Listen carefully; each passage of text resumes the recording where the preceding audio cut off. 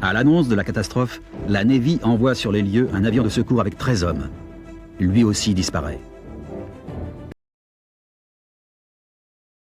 L'instructeur de l'escadrille était le lieutenant Charles Taylor, un pilote de combat expérimenté. Muté depuis peu à Fort Lauderdale, il ne connaissait pas la région. Le lieutenant Ed Powers faisait aussi partie de l'escadrille. Sa femme nous raconte comment elle a appris la terrible nouvelle. Je me suis réveillée la nuit où c'est arrivé, vers minuit, et j'ai appelé la base parce que j'avais un mauvais pressentiment. Et ils m'ont dit que Ed n'était pas là, sans me donner aucune explication. Le lendemain, j'ai entendu à la radio que 5 bombardiers étaient portés disparus à la base aéronavale de Fort Lauderdale. Et j'ai tout de suite su que c'était eux. À l'époque, certains croient que les pilotes ont été enlevés par des extraterrestres. Des années plus tard, Steven Spielberg exploitera ce thème dans son film Rencontre du troisième type, dans lequel on retrouve les avions dans le désert mexicain et les pilotes dans un vaisseau spatial. Je pense que toutes ces théories sur des ovnis et des distorsions de l'espace ne tiennent pas debout. Mais au début, quand j'en ai entendu parler, je m'y suis raccrochée en me disant que c'était peut-être ce qui s'était passé et qu'il y avait peut-être une chance qu'ils aient survécu. Qui aurait cru alors qu'un demi-siècle plus tard, on serait encore à la recherche de ces 5 Avengers? Le bateau de recherche Deep Sea s'est lancé dans une dernière expédition pour tenter d'élucider le mystère. À la tête de l'expédition, Graham Hawkes, aventurier et océanographe, vétéran en matière de recherche de l'escadrille 19. Pour la localiser, il aura fallu 12 ans de recherche à John Meyer, ancien membre de la Direction générale de l'aviation civile et pilote d'hélicoptère de combat au Vietnam.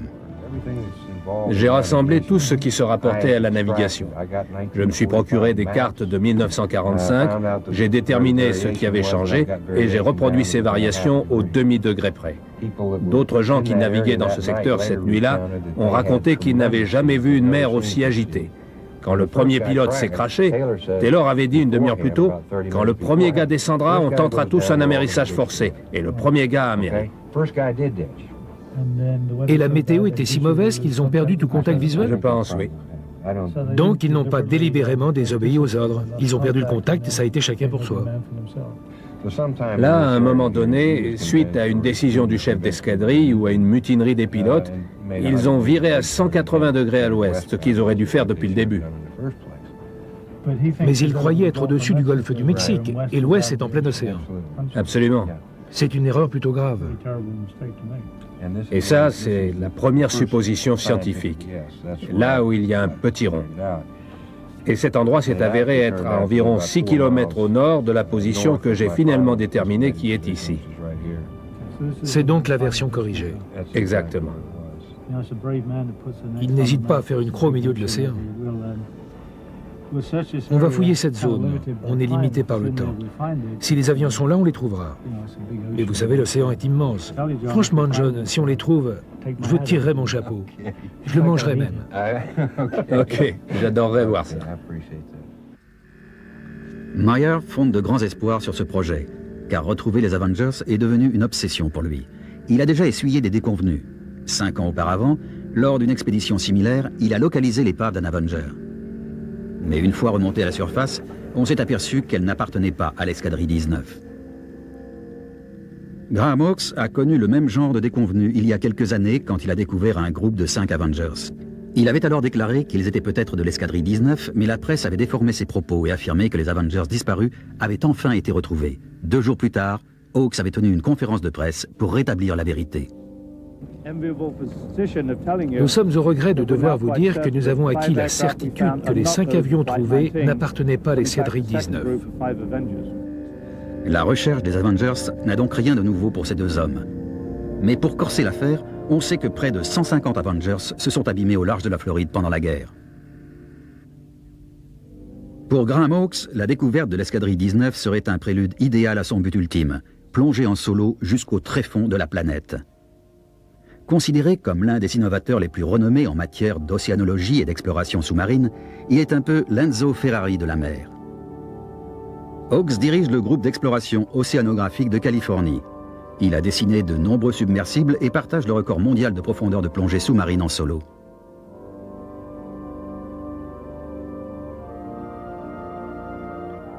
Récemment, il a conçu le Deep Flight 2, un submersible ressemblant à un avion qu'il espère piloter dans l'endroit le plus profond de tous les océans, la fosse des Mariannes.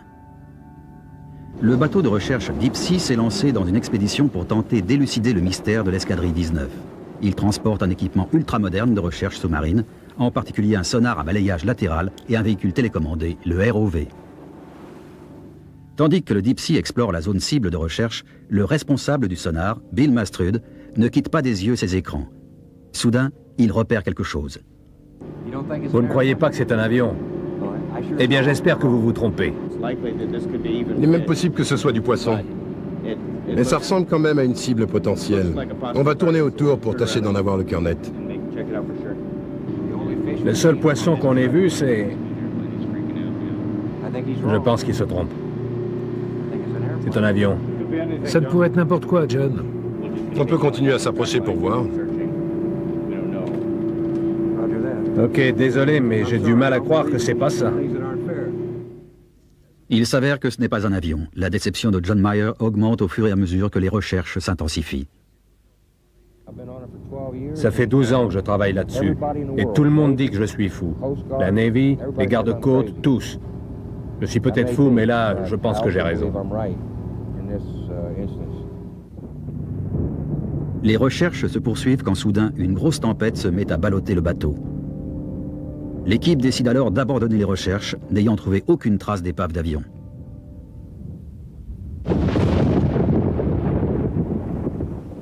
Le Deep Sea met le cap vers le sud, en direction d'un endroit où Graham Hawkes a la preuve qu'un avion s'est abîmé en mer, peut-être un Avenger de l'escadrille 19.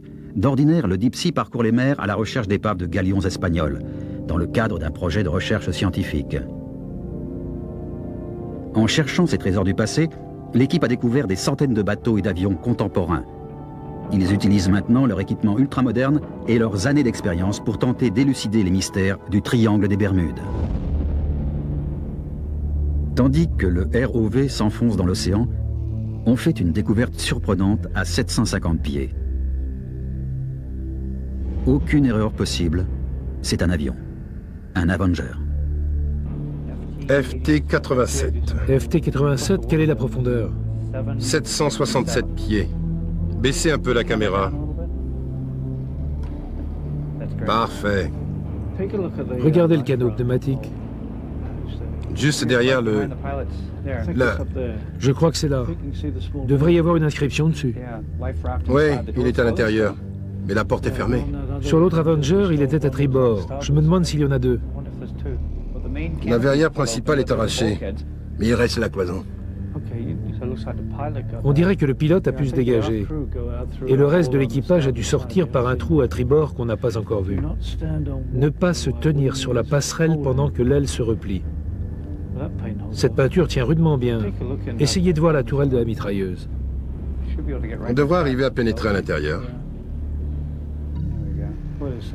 Il y a tellement de trucs là-dedans qu'on a du mal à se frayer un chemin. Les caméras retransmettent des images étonnantes. Dans cet environnement hostile, la pression est si forte qu'elle écraserait des poumons humains.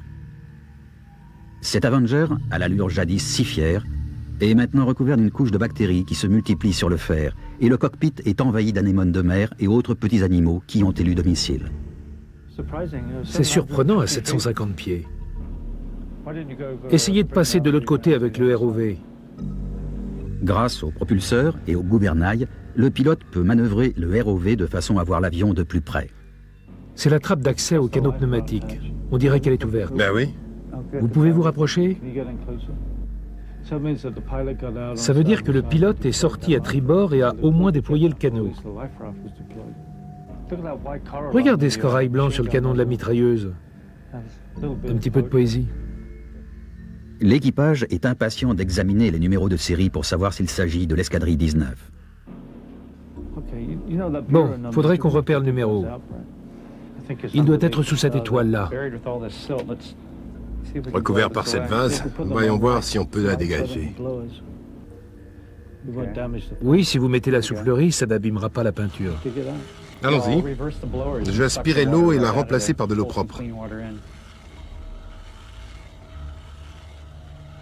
On commence à voir le fuselage, une série de rivets. pouvez vérifier? Le numéro doit se trouver juste à cet endroit. En tout cas, ils ne sont pas... Le sort de l'escadrille 19 restera donc un mystère. Quelque part dans ces étendues marines, le secret sur ce qui est arrivé à ces 5 bombardiers reste bien gardé dans les profondeurs obscures du triangle des Bermudes, du moins pour le moment.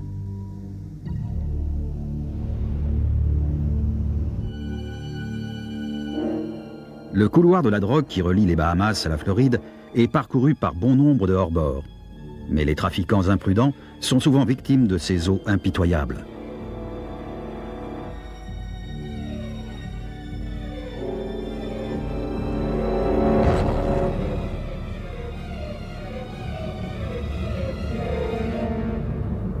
Ils finissent ici, vaisseaux fantômes échoués sur les fonds marins.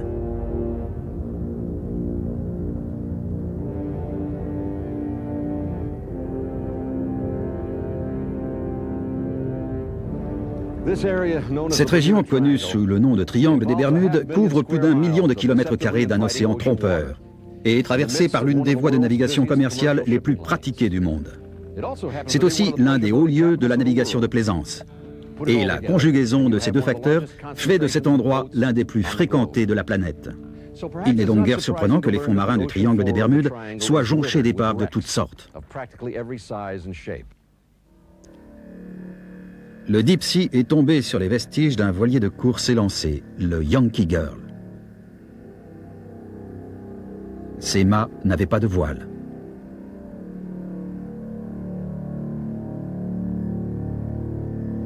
Bizarrement, elles étaient toutes arrimées et les écoutilles étaient grandes ouvertes. Pour tout bon marin, cela indique que quelque chose s'est passé et que ce bateau a fini par sombrer, victime de circonstances mystérieuses dans le Triangle des Bermudes.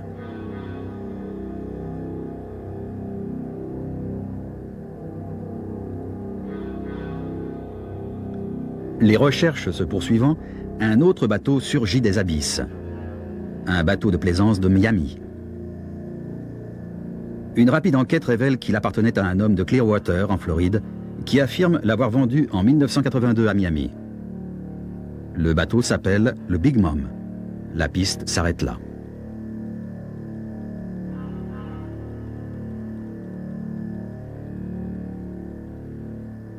Les hublots et les écoutilles ont été arrachés par la pression de l'air contenu dans la coque. Le gouvernail et le servomoteur de barre sont manquants, peut-être à cause du choc du bateau contre le fond.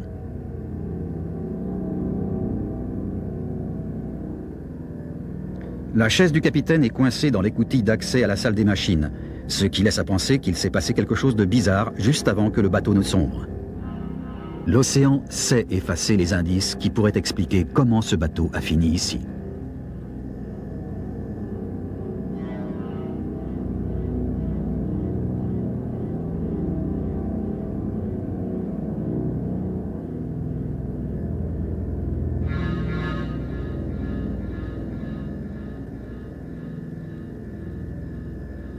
Encore une disparition dans le Triangle des Bermudes qui restera inexpliquée.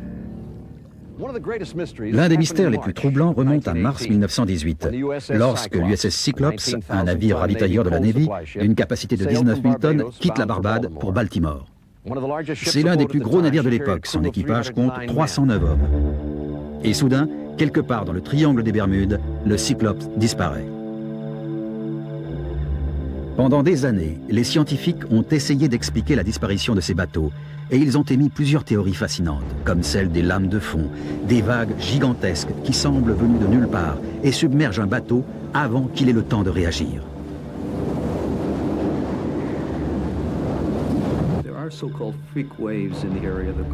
Il y a des lames de fond dans les zones baignées par le Gulf Stream.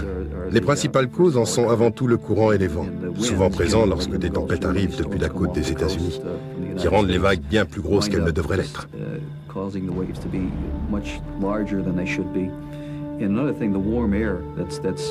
Il y a aussi autre chose. Les masses d'air chaud qu'on trouve au-dessus du Gulf Stream alimentent les tempêtes. Si bien qu'on se retrouve avec des creux non plus de 3 mètres, mais de 4, 5, 6 mètres. Alors, quand on est dans un petit bateau la nuit, et qu'en l'espace d'un quart d'heure, on rencontre des creux qui passent de 3 à 5 mètres, ça peut mal finir, surtout si tout le monde est en bas à dormir. Il y a des lames de fond dans le triangle des Bermudes. Et à vrai dire, il y a un cas très intéressant que nous venons de finir d'étudier. C'est une lame de fond qui s'est propagée jusqu'à la côte est de la Floride et qui a frappé Daytona Beach de plein fouet.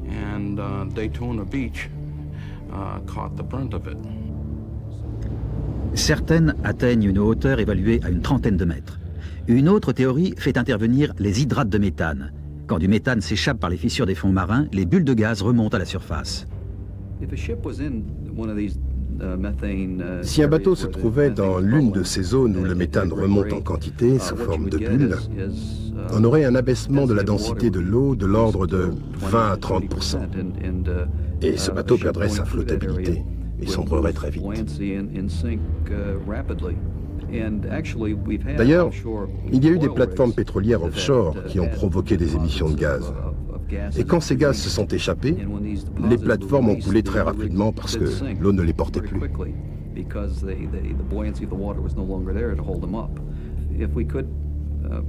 Si on pouvait affirmer que des bulles de méthane remontent à certains endroits du triangle des Bermudes, on pourrait peut-être relier ce phénomène à certains problèmes qui sont apparus là-bas, ces disparitions inexpliquées. Cette théorie est étayée par des études océanographiques qui ont établi que le sol du triangle des Bermudes est l'un des plus riches en hydrocarbures gazeux du monde.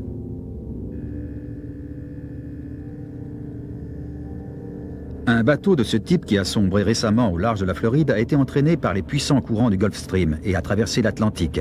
Il a été retrouvé au large des côtes anglaises. Regardez, il y a un cordage attaché au bastingage. Il va jusqu'à l'ancre qui est sur le siège arrière. Et il y a un projecteur, vous le voyez? Le câble électrique qui pend? Oui, c'est un projecteur qui pend. Vous voyez le câble blanc? Presque au sol. Ça a dû se passer de nuit. Ce bateau a l'air d'être là depuis assez longtemps pour avoir sombré à la grande époque du trafic de drogue via les Bahamas. Ils ont probablement eu des problèmes de moteur et ont coulé. Ces bateaux ont une ligne de flottaison très basse. Alors quand la mer est démontée et que le moteur tombe en panne, ils ont vu qu'ils étaient mal partis, ont préparé l'ancre, déroulé les cordages. Ils ont dû essuyer quelques vagues un peu trop grosses. Ces bateaux sont parfaits quand il fait beau. Mais quand ça se gâte, ce n'est sans doute pas ce qui se fait de plus sûr.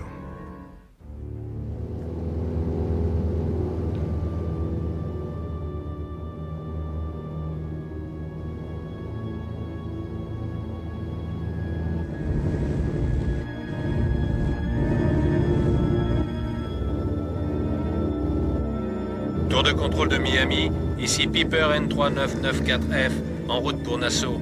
J'ai des problèmes de moteur et mes instruments s'affolent. Je sollicite un guidage radar jusqu'à l'aéroport de Miami. Terminé.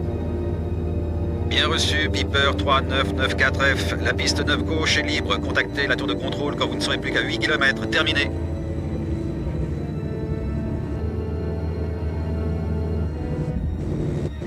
Mayday, Mayday. Ici Piper N3994F. Je perds de l'altitude, je vais amérir. Je dois être à 30 km à l'est. Bien reçu, Piper. Ici la tour de contrôle de Miami. On vous suit sur le radar. On envoie les secours. Bonne chance.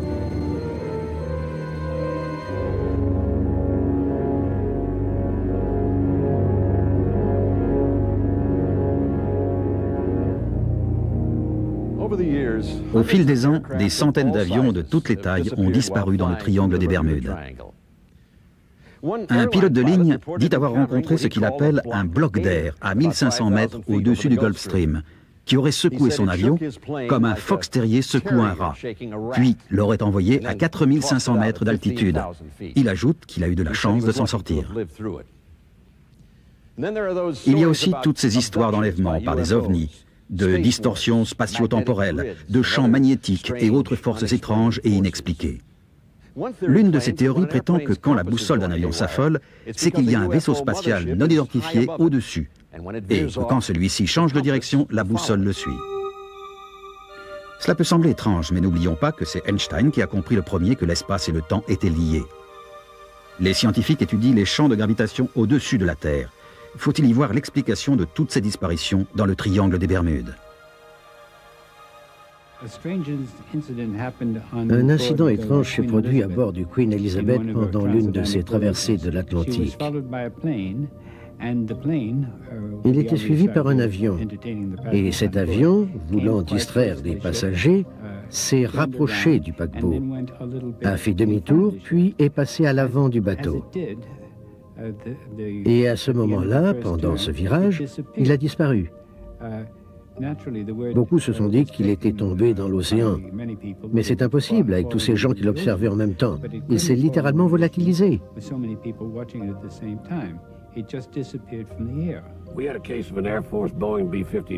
On a eu le cas d'un Boeing B-52 Super Fortress de l'US Air Force qui rentrait des Açores aux Bermudes. Il était à 25 000 pieds quand l'opérateur radar, qui avait les Bermudes sur son écran, a remarqué que l'avion ne se déplaçait plus.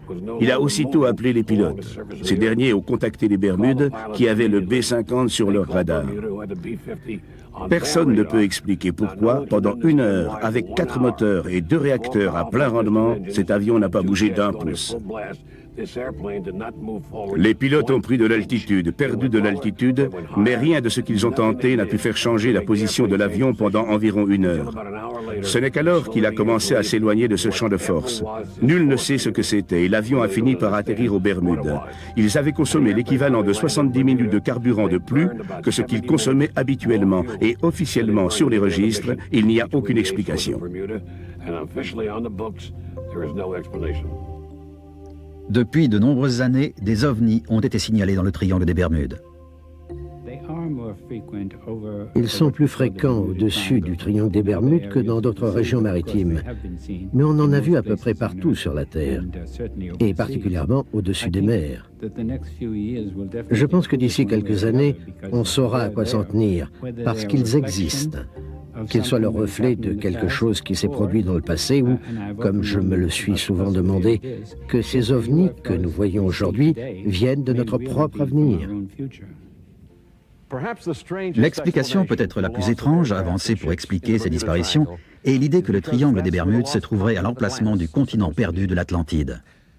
Certains croient que des astronautes des temps anciens venus d'autres mondes se rendent régulièrement sur l'Atlantide et que de temps en temps, ils ramènent un humain avec eux. Nombreux sont ceux qui croient que l'Atlantide se situe dans le triangle des Bermudes, tout près des îles Bimini. C'est là qu'on trouve la mystérieuse route de Bimini. Graham Hawkes est allé enquêter sur place. Ça, c'est la route Est. Et cette ligne sombre là-bas, c'est la route Ouest. Elles sont distantes d'une quinzaine de mètres et font à peu près 5 mètres de large. On va avancer de ce côté et jeter l'ancre au sud de l'île. C'est donc une autoroute à 2 voies. Oui.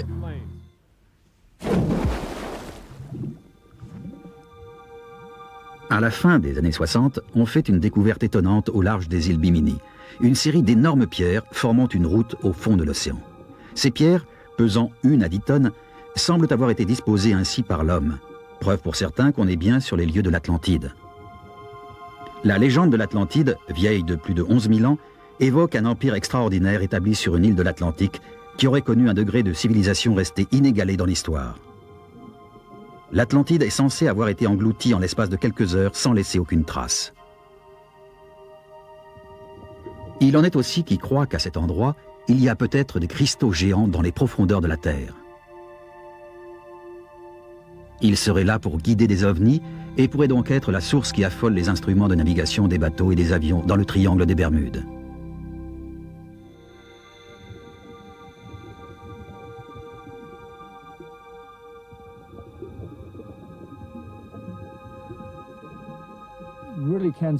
On voit bien pourquoi certains croient que ça a été fait de la main de l'homme.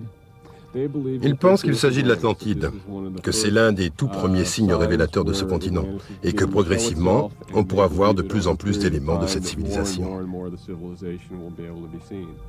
C'est sûr que quand on y croit, on voit cette route. Certains alignements sont troublants, mais quand même pas suffisamment convaincants. C'est difficile de trancher dans un sens ou dans un autre, et il n'y a rien qui puisse faire pencher la balance. Mais il y a un peu trop d'uniformité dans cet alignement pour qu'il soit seulement dû à la nature. Beaucoup de pilotes ont signalé que leurs instruments s'étaient affolés à proximité des îles Bimini. Vers la fin des années 60 et le début des années 70, j'assurais la navette pour les Bahamas chaque semaine. À 50 ou 60 km à l'ouest de West End, quand je rentrais sur le continent et que le soleil était dans le bon axe, en regardant l'océan, on voyait ces routes sous-marines qui formaient des lignes parfaitement droites. englouti depuis des millions d'années. Et juste à cet endroit, pas à chaque fois, mais assez souvent, on constatait une forte déviation magnétique de la boussole. Elle s'affolait complètement. On volait comme ça pendant une trentaine de kilomètres, puis la boussole se calmait.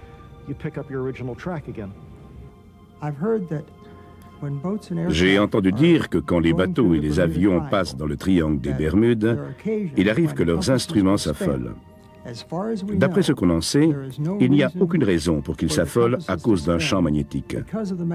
En effet, si un avion ou un bateau essuie des turbulences, sa boussole marque normalement une oscillation.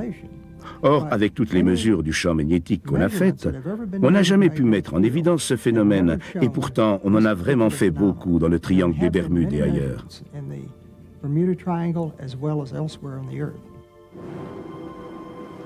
On a souvent constaté que les expériences des aviateurs étaient en contradiction avec la réalité scientifique. Les hommes du Deep Sea font une découverte extraordinaire.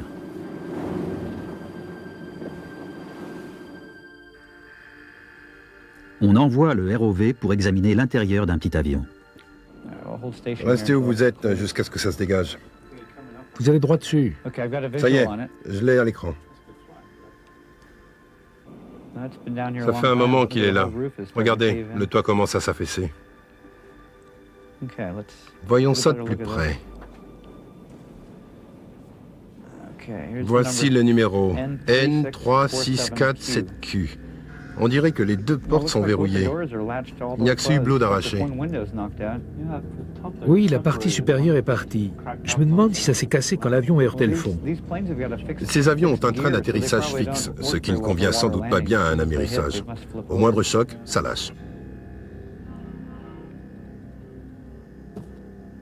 Pour examiner l'intérieur du cockpit dans l'espoir d'y trouver des objets de valeur ou des restes humains, on décide d'utiliser le ROV pour tenter de pénétrer dans l'avion par l'arrière. À ce que j'en vois par le hublot, il semble qu'heureusement il n'y ait personne là-dedans. Ça a l'air vide. C'est bizarre que toutes les portes du cockpit soient fermées. Après un amérissage forcé, quand on s'extirpe de l'avion, on ne referme pas la porte derrière soi, si? Ouvrez-la tout en douceur. On va peut-être devoir l'enfoncer, doucement.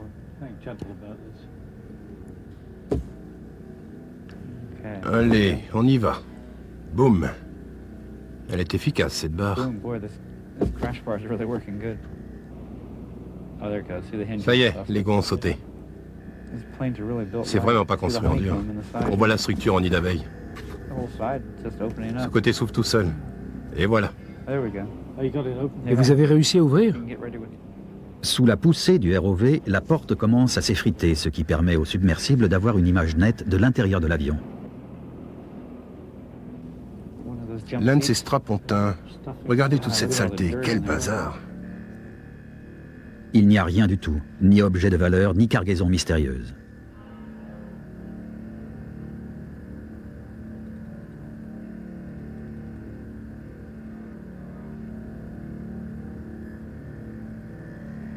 Les hommes du Deep Sea décident d'essayer d'ouvrir les portes scellées du compartiment passager.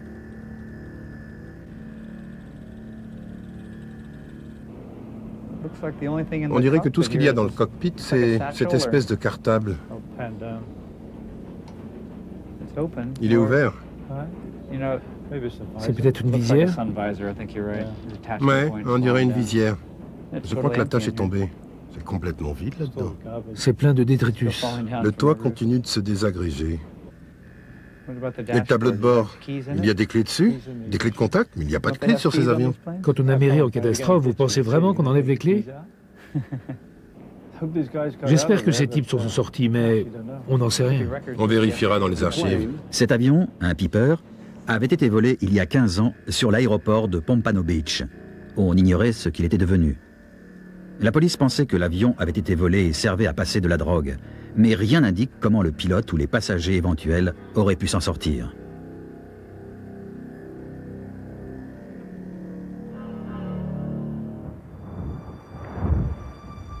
Dans le triangle des Bermudes, une belle journée peut très vite tourner au cauchemar.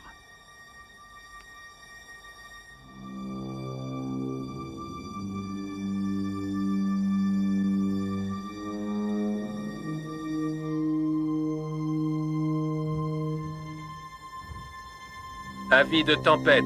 Des vents violents provoqueront des orages forts à très forts. Il est recommandé à tous les bateaux d'accoster immédiatement sur le rivage le plus proche.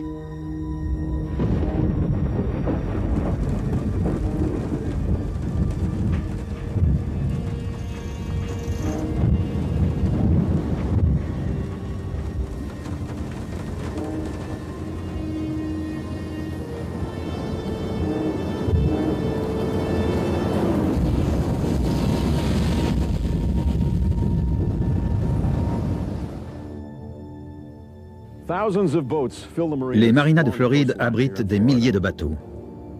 Chaque jour, ils sont un nombre indéterminé à s'aventurer dans les eaux du triangle des Bermudes. Et parfois, ils ne reviennent pas. L'une des histoires les plus connues de ces dernières années est celle d'un restaurateur célèbre de Floride, Charlie Muir, qui partit avec sa femme et un couple d'amis faire une croisière entre les Bahamas et la Floride. Son voilier de 12 mètres portait le nom de sa chaîne de restaurants, Charlie's Crab. Muir, qui passait pour un excellent marin, essuya une violente tempête et son bateau disparut.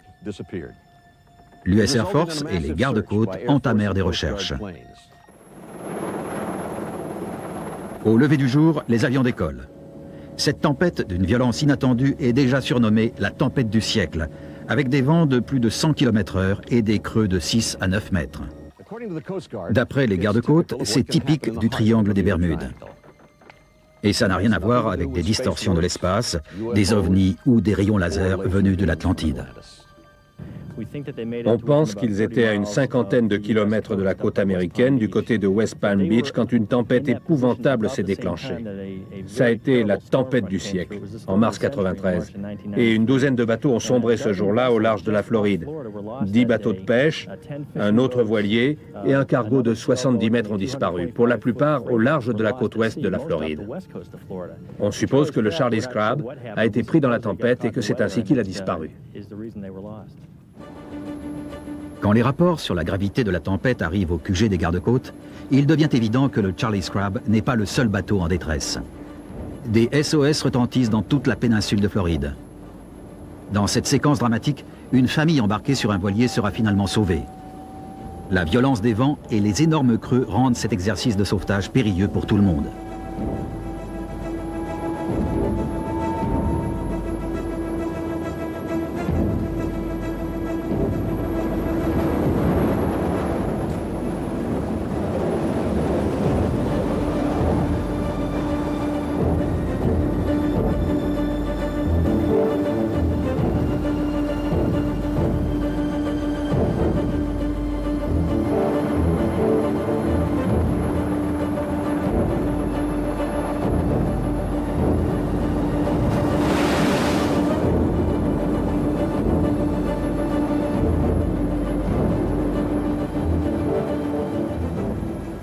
À la fin de la journée, 162 personnes auront été arrachées par les gardes-côtes aux flots meurtriers de l'Atlantique et du golfe du Mexique. Mais aucune trace du Charlie's Crab.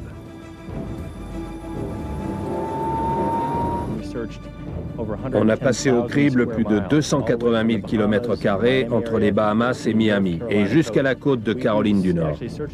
En fait, on a fouillé une zone plus grande que les États de Floride et de Caroline du Sud réunis, en vain.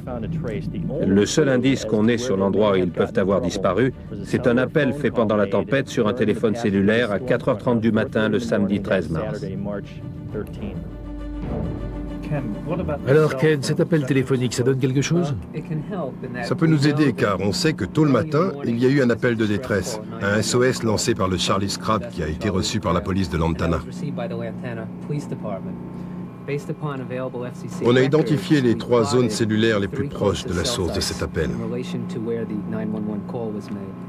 Avec cette information et l'information que vous avez, on pourrait tenter de déterminer l'endroit où le bateau a pu sombrer.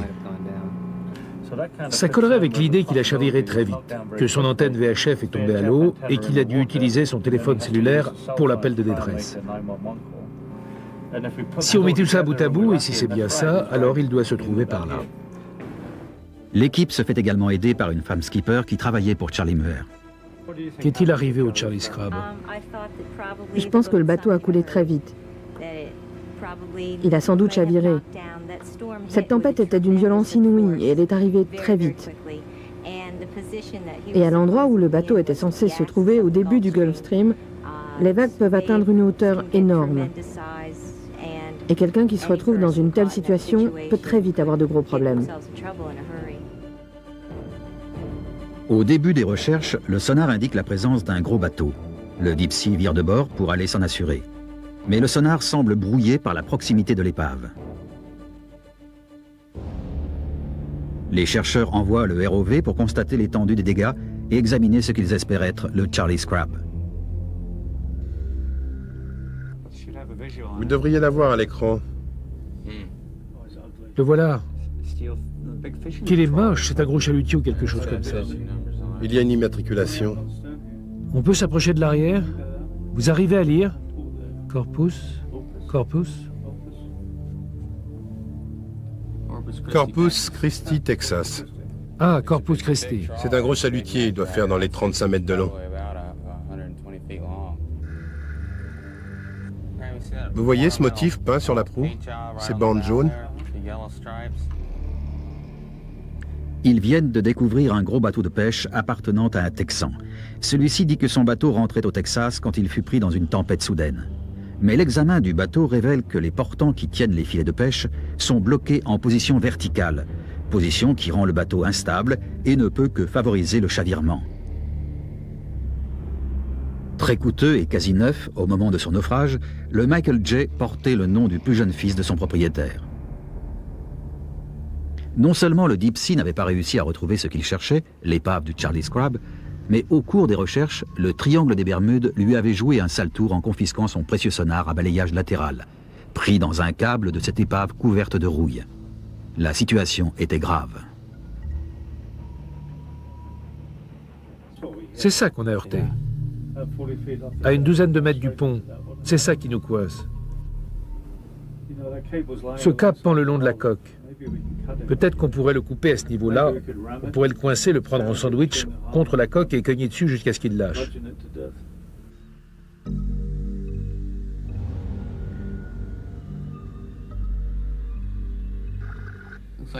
On dirait qu'il n'y a plus de hublot. Ça indique peut-être qu'il a été sabordé. Quel bazar! Il y a du matériel électronique là-dedans. Il n'a donc pas été sabordé? Regardez là. Il y a un radar et du matériel. On ne saborderait pas un bateau avec du matériel électronique à bord. Le Michael J. a donc été retrouvé. Son propriétaire nous informe que les marins ont survécu au naufrage. Mais le Charlie's Crab reste prisonnier du triangle des Bermudes. Il y a 500 ans, Christophe Colomb remarquait déjà qu'il se passait des choses bizarres ici. Et depuis, cette zone reste baignée de mystères. Et au fil des ans, la légende n'a fait que s'amplifier. Pourtant, vous l'avez vu, la plupart de ces mystères ont pu être expliqués. Les scientifiques en savent bien plus aujourd'hui sur les profondeurs, la météo, les lames de fond et autres phénomènes qu'il y a 20 ou 30 ans. Mais même aujourd'hui, l'océanographie en est encore à ses premiers balbutiements. Il reste sûrement des découvertes fondamentales à faire dans les océans. Par exemple, dans les zones sur lesquelles nous travaillons ici, dans le triangle des Bermudes, on a trouvé des trous dans la structure du sol, des trous de 100 mètres de diamètre. Ils font sans doute partie d'un système très ancien. Alors si ces trous ont pu rester inconnus jusqu'en 1994, alors qu'ils sont à 10 km à peine au large de Miami, nous n'avons aucune idée de ce que nous avons encore à découvrir dans les profondeurs. Même si les connaissances scientifiques actuelles nous laissent à penser que le triangle des Bermudes est un endroit où il ne se passe rien d'anormal, je ne peux pas affirmer avec une certitude absolue qu'il n'y a pas là-bas quelque chose qu'on découvrira un jour et qui changera notre vision scientifique de cette zone. En attendant, les théories sur les extraterrestres continueront de nous fasciner et de nous intriguer. Et qui sait, ce n'est pas non plus complètement impossible. Tout ce qu'on peut dire, c'est qu'il y aura toujours un triangle des Bermudes. I'm Richard Kremen.